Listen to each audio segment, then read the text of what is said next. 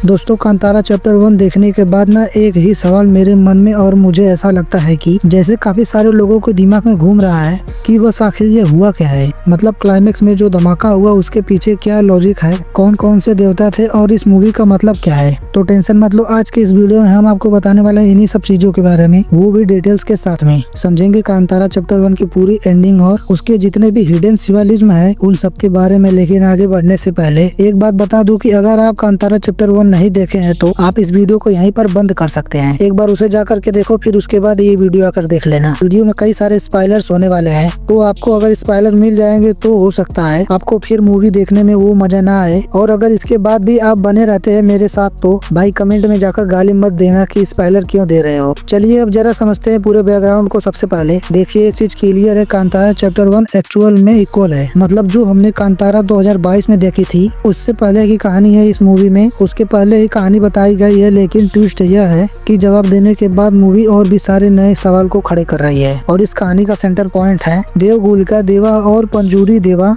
यह दोनों विलेज के प्रोटेक्टर्स हैं, गार्डियन स्पिरिट्स भी आप कह सकते हैं। लेकिन गुलिका का स्वैग और फियर फैक्टर थोड़ा अलग है। वे सीन तब तक है जब तक उसके एरिया में कोई पंगा न ले। एक बार तुमने उसके टेरिटरी पर उंगली कर दी तो बस समझ लो कि गेम ओवर होने वाला है। मूवी एक फोकलोर माइथोलॉजिकल बैकड्रॉप से शुरू होती है। गुलिका के बारे में कहा जाता है कि जब माँ पार्वती को एक पत्थर मिला एसेंस में से तो वो उसे कैलाश लेकर चली गई और वो पत्थर एक्चुअल में गुलिका निकला। एक डेमीगॉड जिसमें दो क्वालिटीज थी, पहली थी बेइंतहा गुस्सा और दूसरी कभी ना खत्म होने वाली भूख। मतलब उसकी भूख कभी खत्म ही नहीं होती थी, पेट भरता ही नहीं था, बंदा सूरज को ही खा जाता है। विष्णु कोई सिलेक्ट स्थल को पीता है और जानवरों का खून तक भी चूस जाता है। विष्णु ने अपनी छोटी उंगली को खिलाकर उसके भूख शांत करी, पर शिवा बोले कि बस भाई तू अब दुनिया को ही संभाल। गार्डियन का क्षेत्रपाल अब उसका काम जमीन को प्रोटेक्ट करना, धरती की रक्षा करना। और वही सीन कांतारा चैप्टर 1 में हमें डिफरेंट रूप से दिखाया गया है। वो आसमान से गिरता है और गुफा बन जाती है, वही जो बेस होता है उसका वहीं पर बन जाता है। और वही जंगल का एरिया कांतारा भी कहलाता है। मतलब आप समझ सकते हैं कि ये वो एरिया है जहाँ पर इतनी सारी मसाले हैं। यह मत पूछिए, जंगल में सुपर नेचर एक बेहतरीन सा कॉम्बो आपको यहाँ पर देखने को मिलता है।